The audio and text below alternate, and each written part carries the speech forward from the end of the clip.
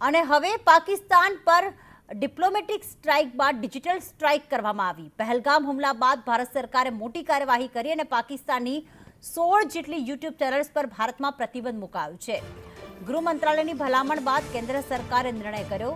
ભડકાઉ અને ખોટી માહિતી ફેલાવતી પાકિસ્તાની ચેનલ્સ પર કાર્યવાહી કરવામાં આવી। ડોન ન્યૂઝ, સમા ટીવી, આર્ય ન્યૂઝ, જીઓ ન્યૂઝ પર ભારતમાં પ્રતિબંધ લાદવામાં આવ્યો છે। તો 16 જેટલી યુટ્યુબ ચેનલ્સ છે જે ખોટી માહિતી આપી રહી છે તે યુટ્યુબ ચેનલ્સ પર ભારતમાં પ્રતિબંધ મૂકવામાં આવ્યો છે। ડિપ્લોમેટિક સ્ટ્રાઇક બાદ પાકિસ્તાનને આ ડિજિટલ સ્ટ્રાઇક ખૂબ ભારે પડશે।